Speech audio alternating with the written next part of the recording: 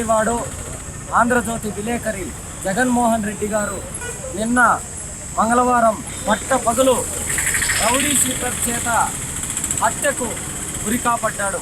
ఒక అందరివాడైన జగన్మోహన్ రెడ్డి గారు ఈకోట మండల ప్రజల శ్రేయస్సు కోసం నిరంతరం పోరాడే వ్యక్తి.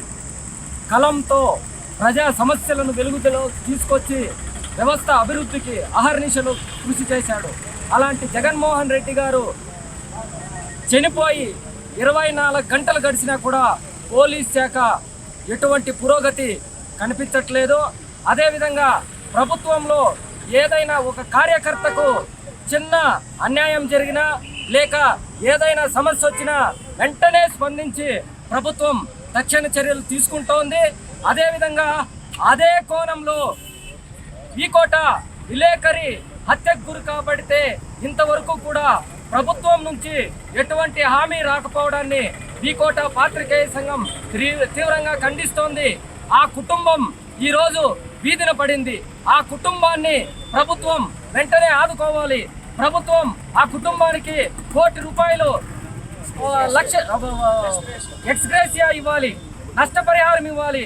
ఆ కుటుంబంలో ఒక వ్యక్తికి ప్రభుత్వం ఉద్యోగం ఇచ్చి ఆదుకోవాలి. ఆ పిల్లలందరినీ కూడా ప్రభుత్వం వాళ్ళు ఉపాధి దొరికే వరకు ఉచితంగా వాళ్లకు విద్య అందించాలి.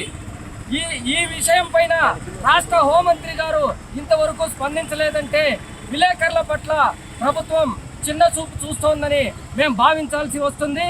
ప్రభుత్వం వెంటనే స్పందించి ప్రభుత్వానికి మేము ఒకటే డిమాండ్ చేస్తున్నాం. 24 గంటల సమయం ఇస్తున్నాం. 24 గంటల లోపు నిందితుల్ని అరెస్ట్ చేసి వాళ్ళపైన కఠిన చర్యలు తీసుకోకపోతే మేము అనంతరం ఉద్యమ కార్యాచరణ ప్రకటిస్తామని ప్రభుత్వాన్ని మేము హెచ్చరిస్తున్నాం. ప్రభుత్వంలో ఈ జగన్మోహన్ రెడ్డి అనే వ్యక్తి ప్రభుత్వం అన్ని వ్యవస్థల అభివృద్ధి కోసం పాటుపడిన వ్యక్తి. అలాంటి వ్యక్తి కొండంత వ్యక్తిని అత్యంత దారుణంగా, అత్యంత హేయంగా, అత్యంత ఆటవికంగా హత్య చేశారు. పట్ట పగలు పాత్రికేయులకు స్వేచ్ఛ లేకుండా పోతా ఉందంటే సామాన్య ప్రజానీకానికి ఇక స్వేచ్ఛ ఎక్కడుంది అని మేము ప్రభుత్వాన్ని ప్రశ్నిస్తున్నాం. ప్రభుత్వానికి మళ్ళీ ఇంకోసారి హెచ్చరిస్తున్నాం. 24 గంటల లోపు జగన్మోహన్ రెడ్డి గారిని హత్యతో సంబంధం ఉన్న ఏ వ్యక్తిని కూడా మీరు అరెస్ట్ చేసి చర్యలు తీసుకోకపోతే మేము ఉద్యమ కార్యాచరణ ప్రకటిస్తాం. నిరాహార దీక్షకు పూనుకుంటాం.